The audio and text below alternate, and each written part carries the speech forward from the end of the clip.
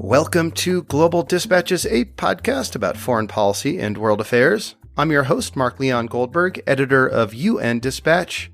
And in this show, we discuss topical global issues, have conversations with foreign affairs thought leaders and newsmakers, and give you the context you need to understand the world today. Go to globaldispatchespodcast.com to learn more. And now on with the show. For many years, my guest today, Tom Catena, was the only doctor in the Nuba Mountain region of Sudan. This is an area on the border between Sudan and South Sudan, and in 2011, it was the site of intense fighting between government forces and local groups aligned with the South. Throughout this fighting, which lasted for years, Tom Catena ran the Mother of Mercy Hospital. He saw thousands upon thousands of patients every year under the most difficult of circumstances. His hospital was bombed, his house was targeted, but Tom Catena never left, and he's still working there to this day.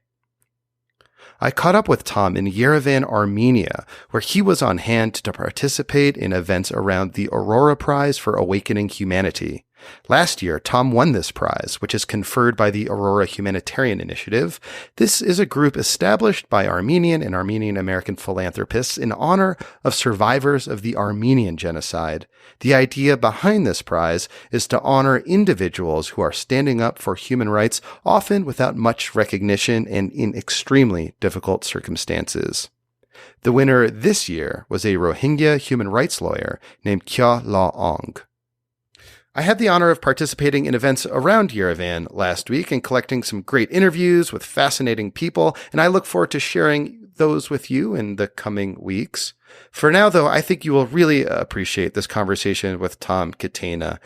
To sort of maybe set the scene for you, we met in a quiet cigar bar at the lowest floor of a hotel in Yerevan, which turned out to be a perfect setting for a very powerful and I think inspiring conversation. So here is my conversation with Dr. Tom Catena from Yerevan, Armenia. I saw that you're on a postage stamp here. Is that right? Yes, that's right, yes. I mean, that's just, I guess, another indication to me of the kind of celebrity status that the Aurora Prize recipients receive here in Armenia. Yes. What's that been like for you? It's been unbelievable. You know, it was when they had the ceremony, last year's winner, Maggie Berenkidze also was putting a stamp. Yeah. She's been on the show as well. Yeah. Oh, all right. Yeah, very yeah, good. yeah. So, you know, they told me about this, and then we had the ceremony the other day to introduce it. And it was almost surreal because I was a huge stamp collector when I was a kid, and I loved collecting stamps. So if I knew then this would ever happen, it was just really funny to me. Yeah. I wish, unfortunately, the word got out to my family members because I wanted to send them a letter from here with that stamp on it, just to get a big kick out of it. Unfortunately, the word's already out, but that was really kind of fun. I really enjoyed that. Well, so I'm wondering, I mean, that's just like one indication of the sort of recognition you've received for your work since you won the Aurora Prize in 2017. Mm-hmm. How has that changed your work on the ground in Sudan? Mm-hmm. Well, you know, I didn't know this last year at the time after I was awarded the Aurora Laureate, but we actually would not be open today. The house would not be open today if it were not for the Aurora Prize, because a part of that money went towards buying all of our drugs and supplies. And the other part of it, really through publicity, we were able to raise money to pay for the staff salaries this year. The donors that normally funded us dropped out about a year ago.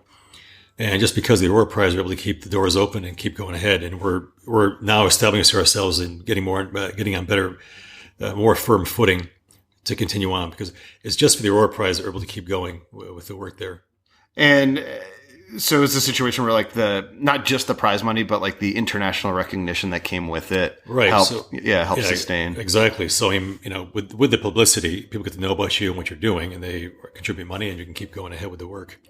So I'd love to sort of figure out how and why you ended up doing what you do, working in the Nuba region. Mm-hmm. But before we get there, I'd just love to learn a little bit more about you and sort of what drove you. Apparently you're a stamp collector growing up. Where did you grow up? I grew up in Amsterdam, New York. Where's that? It's up near Albany, about 4 hours north of New York City. Oh, okay. Yeah. Just I grew up In Danbury. Oh, yeah, not too far. In Connecticut. Yeah, and we're in not Connecticut. far from there. Yeah. We're not far kind from of like like Schenectady, that area. Okay, we're right sure. next Okay, we're 20 minutes from Schenectady. Okay.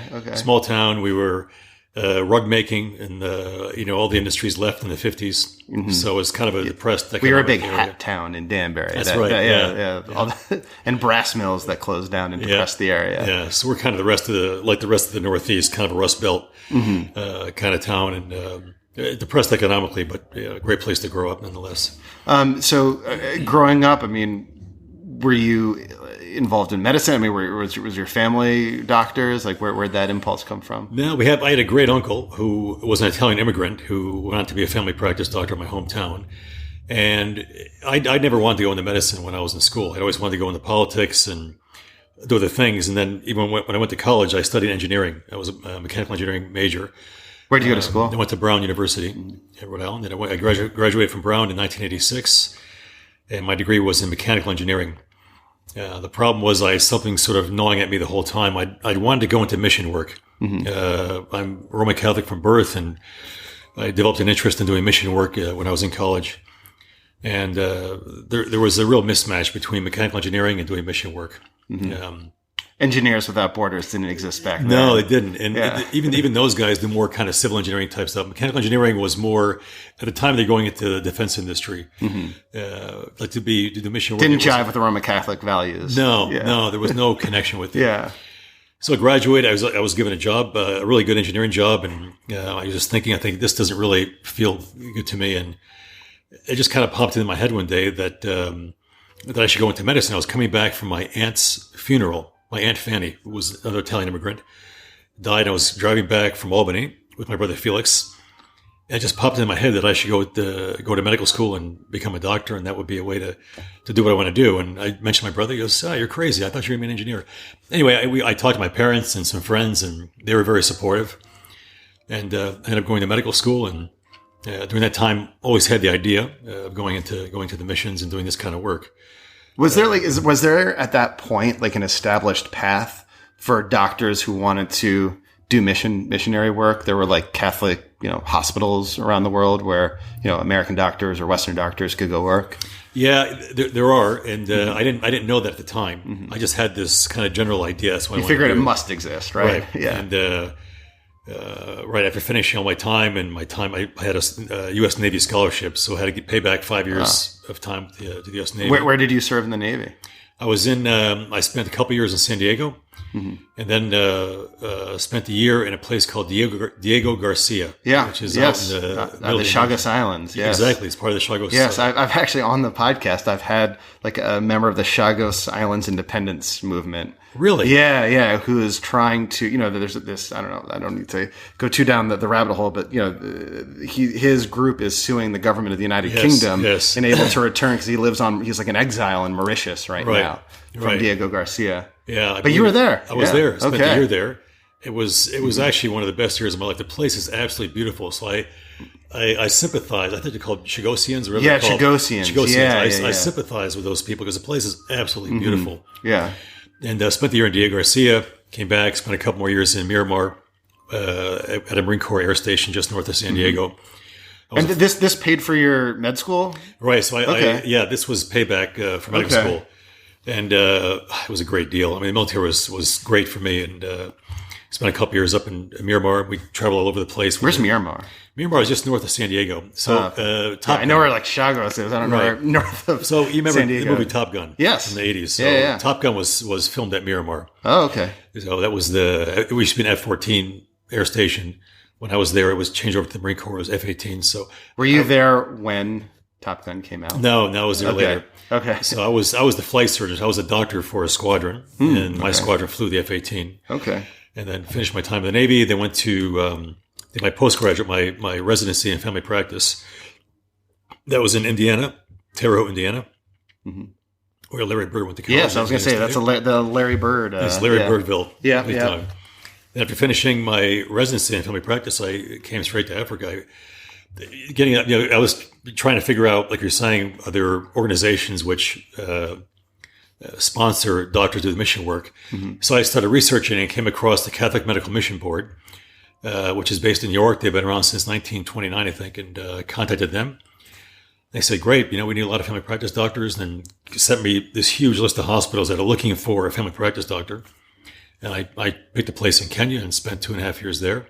Where in Kenya were you? I was in a place called Mutomo, which is Where's that? Eastern Province. Okay. It's about a 5-hour drive from Nairobi, south of Kitui, which is another pretty small town. Around what year is this? This was I arrived in Kenya January 17th, 2000. Okay. So, and I've been. You remember the day? I remember the day. What was that? Had you been to Africa before? I've been there once before. In 1992, I spent 2 months as a rotation. I was still a medical student. Yeah. And I spent 2 months at a hospital near Nairobi with a missionary doctor. And then that kind of whetted my appetite for that kind of work. Well, can I ask, why do you remember the specific day that you entered Kenya? It was kind of, for me, it was a kind of a big day in my life, because this was kind of the start of something new, and kind of the start, finally I've reached the point. I kind of finished school, finished all my training, finished all my commitments to the U.S. Navy. Now it's time to get on with the rest of my life. So it was a big day. It was like the first day of my career, first day of my adult life. Because up to that point, I've been training and, obligation to the Navy and other things. So it was a big day. I remember the day very well. And so what kind of medicine did you start practicing at that hospital in Eastern Kenya? Right. So, I train in family practice. So, okay. Family practice doctors in the U.S., you do all the outpatient stuff. You can do some inpatient medicine, take care of, hospitalized patients. Your surgery capabilities are limited. When I arrived in Kenya, I could do a C-section, cesarean section. That's about the only operation I'd done. And I'd done one of those during my training. Anyway, so I arrived in Kenya and started doing a lot of just basic internal medicine, some pediatrics, a lot of obstetrics care, so basic deliveries. I was doing cesarean sections. The first hospital I worked at. When I was there, I started learning other operations very slowly. There were some visiting surgeons who would come. I would spend time with them, and they would show me how to do a hernia, show me how to do a prostatectomy, show me how to do a surgery for breast cancer or amputation. So I started learning these other operations. And then I spent 2.5 years at that rural hospital. Can I ask, how does doing an amputation or say a hernia differ in a rural hospital in Eastern Kenya versus say, in Mass General? Right. So the difference is the setup, of course, is much different. At a U.S. hospital, the place is just sparkling clean. There's incredible sterility. The room is cold. It's usually kept a bit cold. All the instruments are brand new and sparkling and clean. The way you prep the patient, just clean the skin and apply the drapes is very kind of neat and standardized. Whereas in rural Kenya, the room is roasting hot. The sterility is not quite the same. The doors don't open very well. There's stuff coming in. I remember one time we were doing a cesarean section. It was at night, and the door didn't close well, and I think the rains had just started. So the room, it was at night and the light was on. The room was inundated with these flying ants. They just came in the room and covered the room. So the abdomen is open. We're operating, and the ants are falling into the room. It was crazy. So that was kind of Was she all right? Oh yeah, she did fine. Okay. People there are very strong, so she did very well. But it was a huge difference. The personnel are skilled. The nurses and anesthetists I worked with in Kenya were quite good, but the sterility was not quite the same. It took get used to. Obviously you went there sort of expecting that inequity, and you were driven by a social mission to try to fight that sort of injustice embedded in that inequity.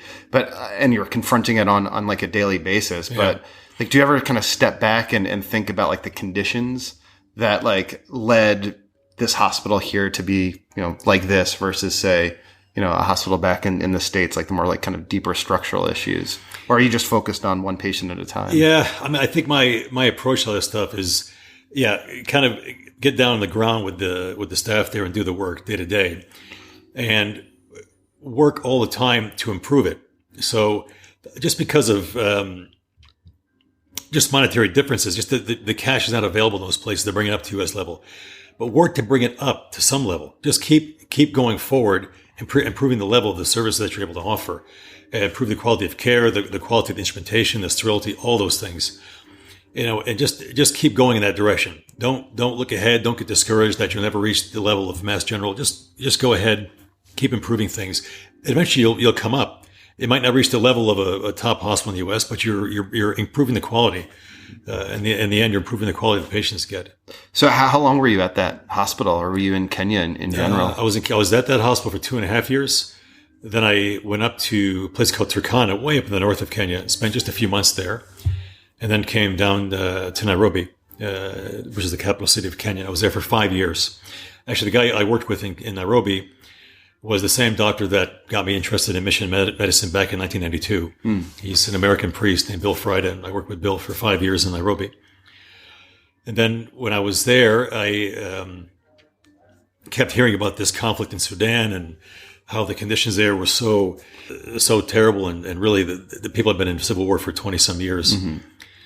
And I thought, God, I'd really like to go and work there. And I saw it as kind of a real challenge. Like, I was in Nairobi. Nairobi's is a pretty modern city, and it's got a lot of amenities. And I thought, man, I want to get something that's a little more challenging. As I'm still a bit young. And why is that? I mean, you had worked in challenging places in rural hospitals in eastern Kenya. Obviously, Nairobi is like a big city, so it's a little different. But like, why of all places, like Sudan at that time? Yeah, I mean, I figured, okay, I'm a doctor, and where could I best use my abilities, my limited ability?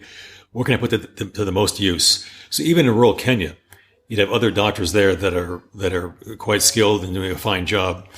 The Kenyan doctors, they can stay and do that job. Let me go somewhere where there is no other doctor at all, where the conditions are really terrible, and get started on a project from the ground up.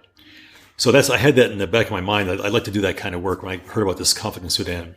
And then I through a friend of mine, an American sister called Sister Didi Byrne. She told me about a bishop in Sudan who's building a hospital. And she said, I think you'd like to go and work there. I see you like this kind of challenge. So make a long story short, I contacted the bishop's office and we started a relationship, and they said, okay, the hospital's not ready yet, but we kept in touch. And then when it finally opened, I went out to Nuba Mountains of Sudan. So what year did you start in the Nuba Mountains? I arrived there March 10th, 2008. So another very, very big day. Okay. So March 10th, 2008. Let's maybe take a step back and put this in like the broader kind of political context of the time of Sudan. So by 2008, you had the conflict in Western Sudan and Darfur is kind of winding down. Right. It was still 2 years or 3 years before independence of South Sudan in 2011. And the region you went to, the Nuba region, sort of borders, North, South Sudan, proper, and South Sudan. Right. What was like the political context in which you sort of entered at the time? Right. So the Nuba Mountains, historically, they're African people. The Nuba are African. And during the long civil war with Sudan, they sided. I should say African as opposed to like Arab. Right, exactly. Yeah. African. Which is like a big kind of cultural or ethnic divide of the region. Exactly, right. So they're African. The population north is mostly Arab and has connections to the Arab world, whereas the Nuba have connections more with the African world. So the Nuba were sided with John Garang and the SPLA, South Sudan People's Liberation Army, during the long civil war with Sudan.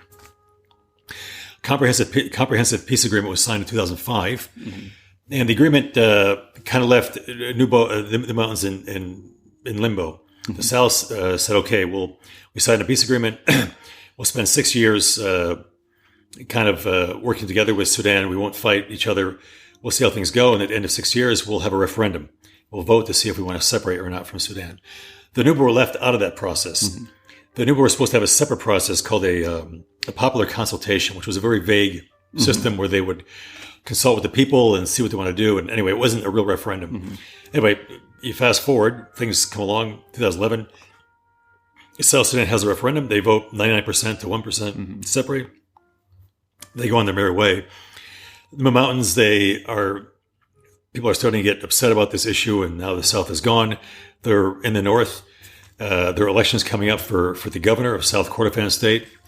And the two candidates are, one guy is named Ahmed Haroun, who was... I remember him. He's on ICC indictment. Exactly. Yeah, I know that name. Yeah. That name's from way back. He was when the International Criminal Court indicted Omar al-Bashir, the president of Sudan. They also included That guy. Wait, Ahmad Haroun. Ahmad Haroun, yeah. Was he like a Janjaweed leader, or was he that? No, he was the intelligence He was guy. the intelligence guy. He's the guy that organized I remember. the Janjaweed. I'd not heard of that name in a long time. He was the guy that organized the Janjaweed and was responsible for that idea. Okay, so he's... ideology. Yeah. So he's running for governor against a guy named Abdelaziz Adam al-Hilu, who is the current leader of the Nuba people.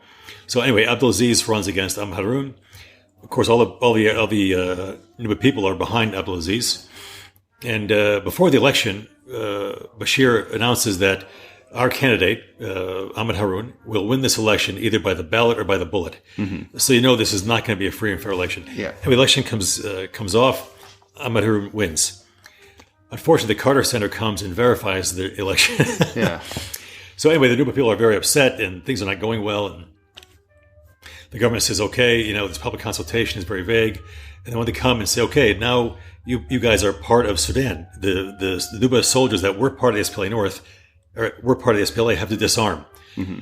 They try to force disarmament. This is on June 6, 2011. Yeah. The Nuba soldiers rebel, and the civil war starts in Nuba Mountains. This is just a Nuba conflict against the central government in Khartoum. So basically, just to summarize, basically the status of the Nuba region was left ambiguous in order to secure that 2005 Comprehensive Peace Accord that led to South Sudan. Yet you have the people of this region are more politically aligned with the South, but are technically part of the North. Right. How did your work as a doctor sort of change and differ from, say, 2008, 2009, before the Civil War started, and then after? Yeah, it changed overnight. Really? It changed overnight. We were extremely busy hospitals seeing, all kinds of stuff, and we're getting patients from all over Sudan. They were coming from Khartoum. Khartoum is like a 2-day drive. That's really far. Yeah. Khartoum, it takes 2 days to reach there if you can. Let me stop you there. That's amazing. There are hospitals in Khartoum. There are big hospitals. There are no hospitals except yours in Nuba. Right. So Khartoum, El Obeid, which is the big city, which has good hospitals, they were coming down to our hospital in the bush. Mm-hmm. And, I think the reason was, I think hopefully our care was pretty good, but also, of course, the cost was much less. Mm-hmm. It was... we were charging peanuts for doing major operations, for any kind of care we're offering. And the hospitals in the north were quite expensive. Even the government hospitals were out of people's price range. So we're getting people from all over Sudan. We're coming. We were very, very busy. Now the war starts, and we're cut off. Our enclave is pretty much cut off from the rest of Sudan. Most of the population centers were on the side of the north. The big army garrisons for Sudan Army were there.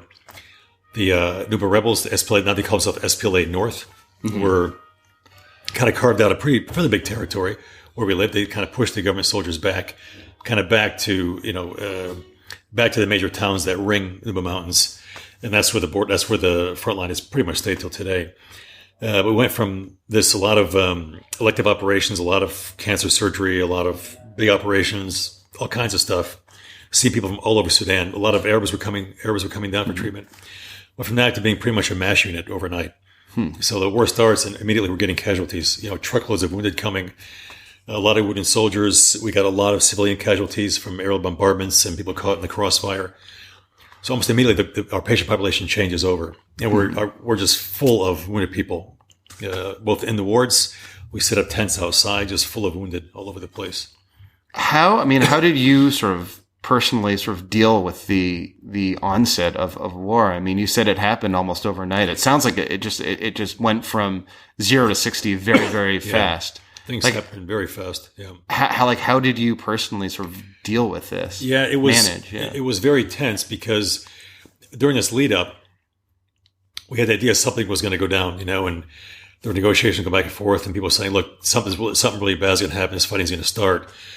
And the the group that was actually sponsoring me said, "Look, you need to be evacuated because the war started. The war's going to start. You need to get out of there."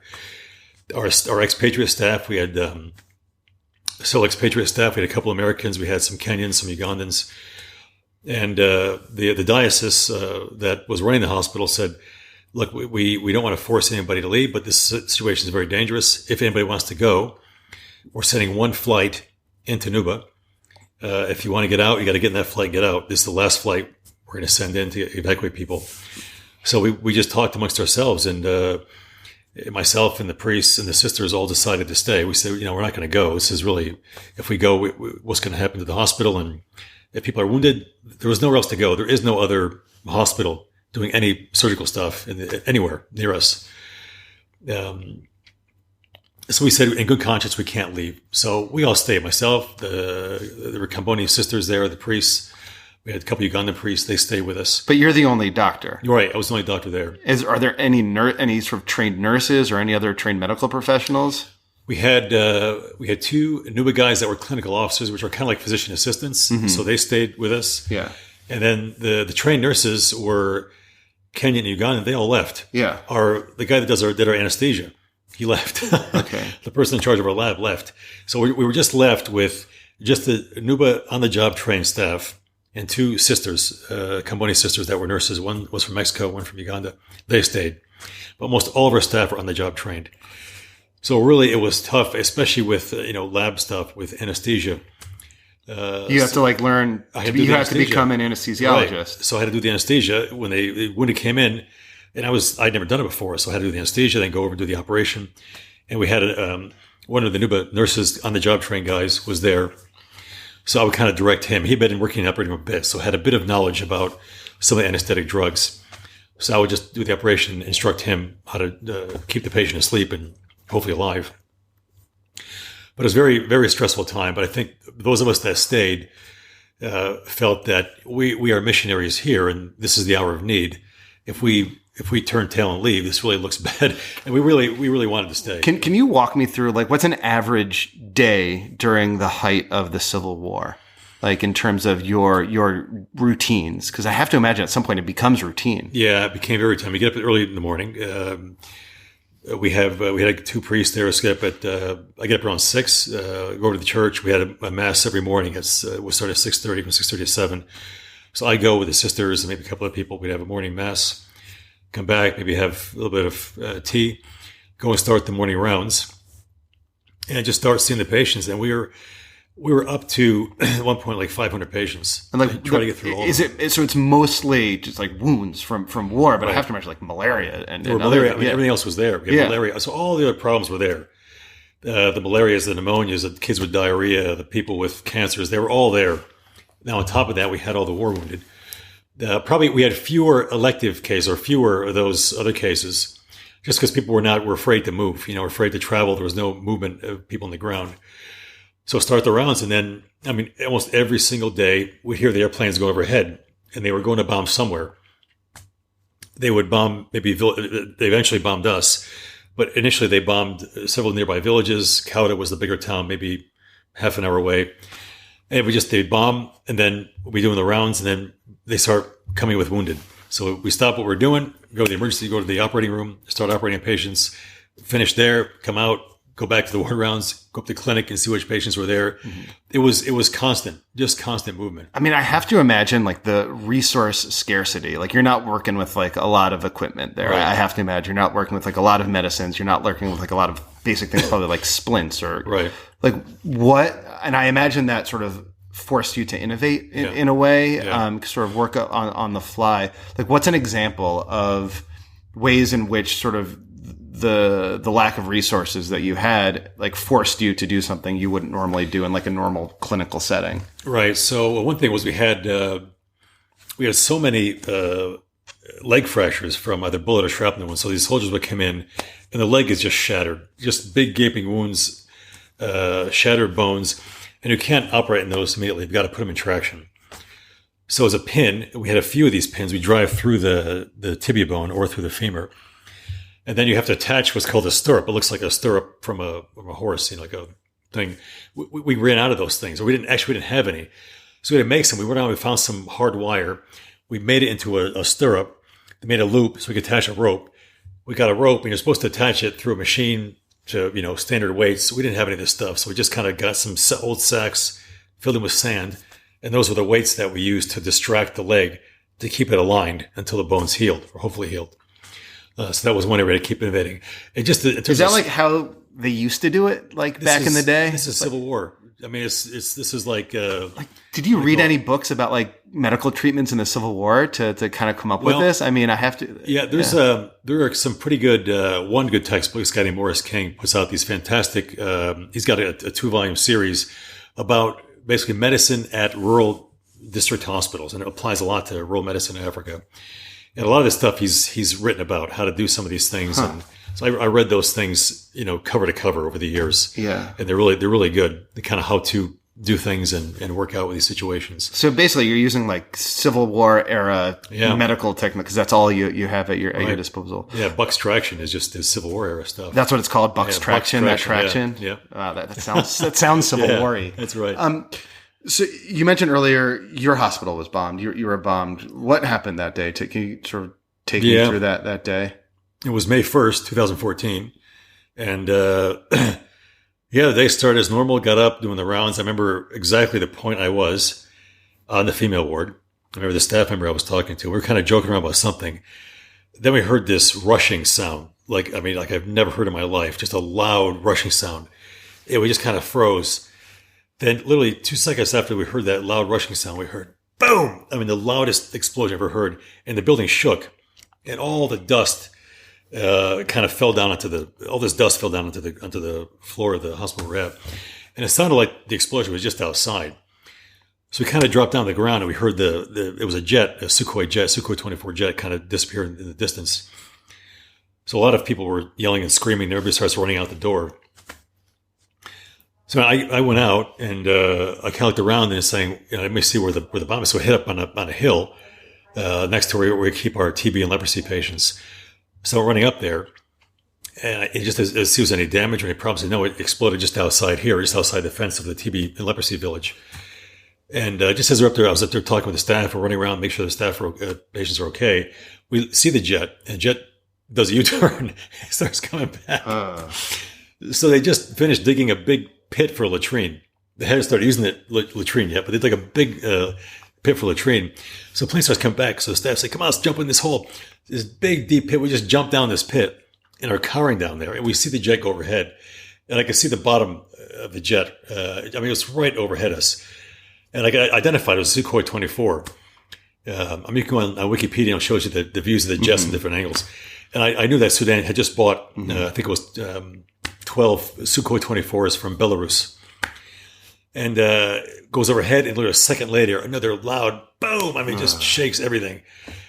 Oh my God. So we get up, and it dropped a few more bombs just around. So I go up to where I live, and I met our matron, Sister Angelina. She goes, they're trying to kill you. So literally 20 yards from my house, or my little place where I live, there was a big crater there. Yeah. So I came over, and someone said they saw it. I didn't see it, but it sent a rocket out, and my roof was here. Just sailed over my roof and then exploded right nearby.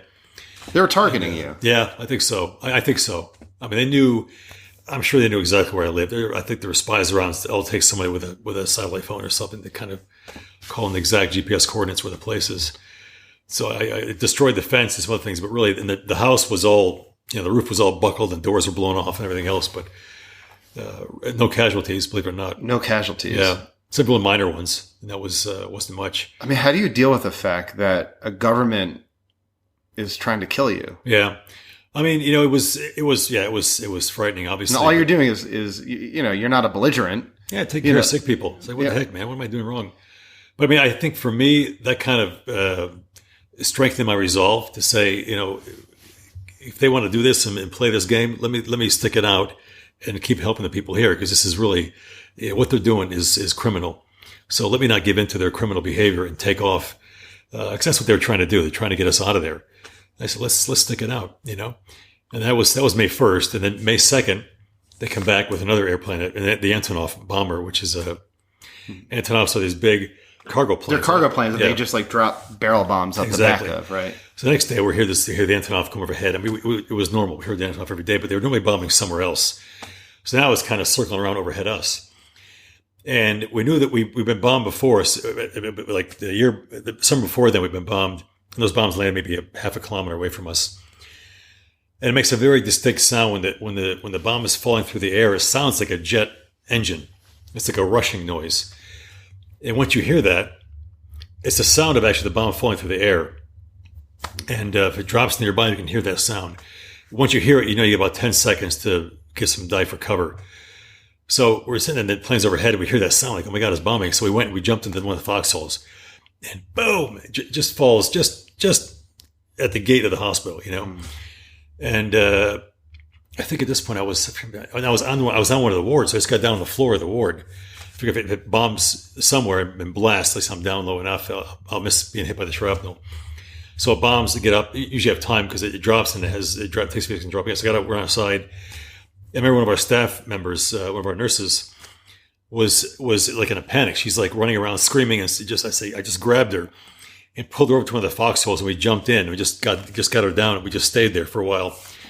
And that bombed, I think it dropped 6 bombs and eventually left. We have some minor casualties. Some minor casualties. One guy had a big piece of shrapnel on his foot, and some other minor ones, but nothing major.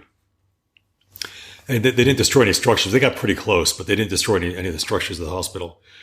And then after that, almost all the patients took off. He said, no, they're targeting the hospital. Yeah. And that was 2 days in a row. Patients took off, and there was a small hill nearby. A lot of the patients, especially the children and the parents, went up to that hill, and they stayed up there on the hill. So the next day, we went up and we did the rounds there. We found the patients there. So I started seeing, we started examining the patients there up on the hill. We did our ward rounds up there that day. And it took time. I mean, they didn't bomb for several days and, a month. And so eventually patients started filtering back, and the staff disappeared for several days. They started coming back. We went ahead with life, and then things continued on. I mean, how do you sort of deal with the kind of personal trauma and like the psychological trauma that, has to be associated with experiencing these bombings and just the knowledge that the government is trying to kill you? Right. That's, it's strange. I think a lot of this stuff, when you're in it, you don't realize it so much. And I think the adrenaline is going 24/7. You don't allow yourself to relax and think about it too much. I think the way this stuff works is after some time, after things are calm, and they're calm for a while. Now things start coming out. Mm-hmm. You just get kind of twitchy. You get real irritable about things. Things that normally don't bother you really, really irritate you. And, you really start feeling that there's something not right with you, So I think for me personally, I can say, I think it's been a kind of delayed response. Mm-hmm. When this was going on, I was, you get really kind of jazzed up, mm-hmm. Like you're playing a sport and the game is on and you're just going 24/7. Mm-hmm. And a lot of the psychological stuff, it does affect you less, but some days, I mean, the deaths when people die, or either a young child or a young soldier that you see that you maybe treated and they're eventually getting better, now they take a turn for the worse and they die. That takes a big toll. That really is painful, and those are very difficult to deal with. I think there's no secret to what to do. I think in the end, the way I always saw it was, I can either wallow in I can either keep mourning and wallow in self-pity and just die of frustration, and stop taking care of people, or I can say, okay, get over it. There are other people that need your services. Leave this one behind and try to help the next person. And that is really hard to do. That's really hard to do because you carry that person with you. You carry that psychological trauma with you. And it's tough. That part is really tough. And I mean, I think probably in the end, my Christian faith is what the end sustains me, because I just say, look, Tom, you're not in charge of life and death. It's just how it is. Stuff happens, and I don't know why. I mean, I can't explain why these people die. I can't explain why this is happening. But maybe that's not my role. Maybe my role is just take care of the people as best you can and go ahead. Maybe eventually I'll have an answer to why all this stuff happens. But God is there. The people there have faith and say, well, let's just go ahead. This is the hand we're dealt, and let's just do what we can to help these people. It's probably like a lifetime of processing all this. Yeah. So today the political situation, the conflict, the hot part of the conflict has subsided. It subsided. Our last really major offensive was, about a year and a half ago. There's been no fighting for the past year. There's been a ceasefire. Both sides announced unilateral ceasefires, so they never agreed to a ceasefire. Mm-hmm. They've had a few, they've had several. I don't know how many rounds of peace talks, 19 or 20. They've all failed. Politically, there's been no change. The last offensives by the Sudan government, they really encroached quite a bit onto SPLA North territory. So they're about an hour away from us now. They're pretty close to where we are. And it's kind of a bit of a stalemate right now. There's not been any active fighting either way. Just before I left to come here to Armenia, there was a lot of talk that the Sudan army is getting ready. They're building up forces in different places, getting ready to attack. And they haven't yet. I haven't heard them in touch with everybody there. Nothing's happened yet. But I think the way I see it, the situation is not resolved. And I think we're so far from a political settlement that the only thing left is go back to fighting. Politically, I mean, or just for your day-to-day operations on the ground, has the fact that the U.S. has eased and lifted sanctions on Sudan affected your work at all? I would say it's affected us in that it gives the Sudan government an element of what's I'm looking for, credibility that they don't really deserve. So it's helped them in the eyes of the international community.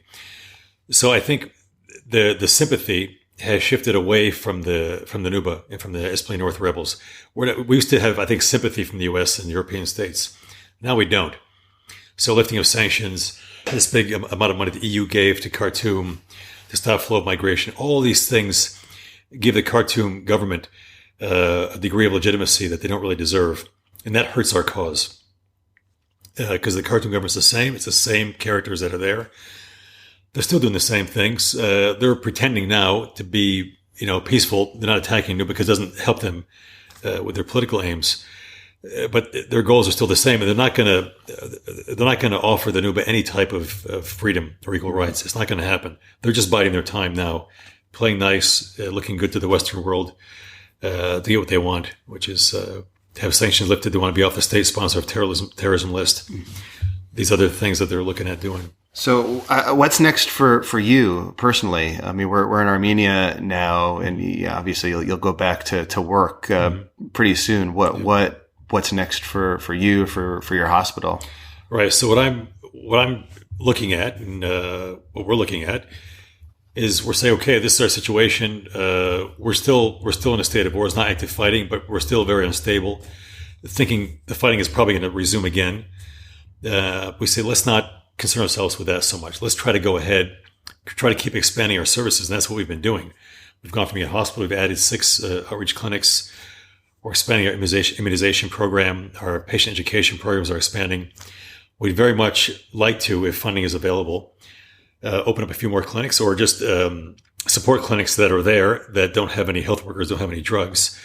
Maybe even open another hospital somewhere. So our eyes are on, okay, we know there's a conflict, we know there are problems. Let's focus on going ahead as if this place were peaceful, and we'll see what happens. Do you have like a fundraising apparatus? We have, we do. We have the Catholic Medical Mission Board is behind us. Okay. So it's not just you doing all the medicine and all the fundraising. Right. Yeah. We've got groups that are helping us. African Mission Healthcare Foundation is kind of they help us a lot with fundraising. And, I think probably, I was just talking with John Fielder, who's the head of that group. I'll probably have to go to the U.S. sometime in the next year or so and do like a fundraising tour, try to up this. We do have some organizations that are behind us that are helping us. If people listening want to help, like what's the best way they can do that?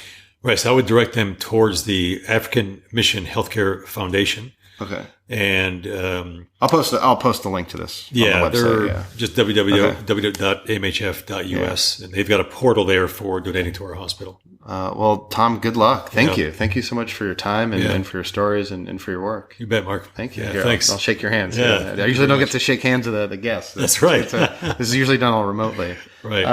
Thank you. You're welcome, Mark.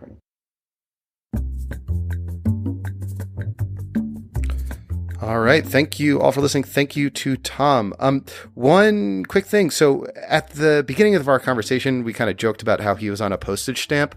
I am trying to get my hands on those postage stamps, and I would love to send one to you as a sort of souvenir. So if you want a Tom Catena Armenian postage stamp, send me an email using the contact button on globaldispatchespodcast.com, and I'll see what I can do about getting you one.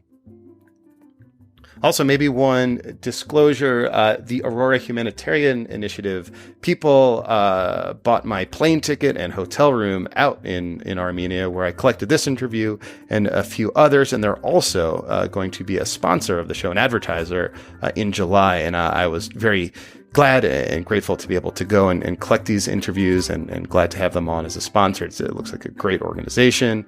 And I've met some great people out there, including Samantha Power, who was part of this whole weekend of events and celebration. I had a good conversation with her, and I actually recorded a bit of that conversation. It was like a small kind of press roundtable, and posted that recording as a bonus episode for premium subscribers. So if you want to listen to me and a few other journalists talk to Samantha Power on the record about some interesting issues, including democratic backsliding and multilateralism.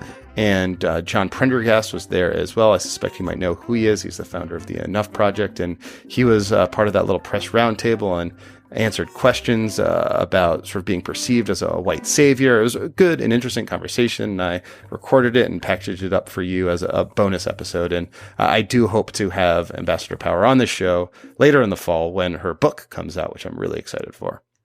All right, we'll see you next time. Bye.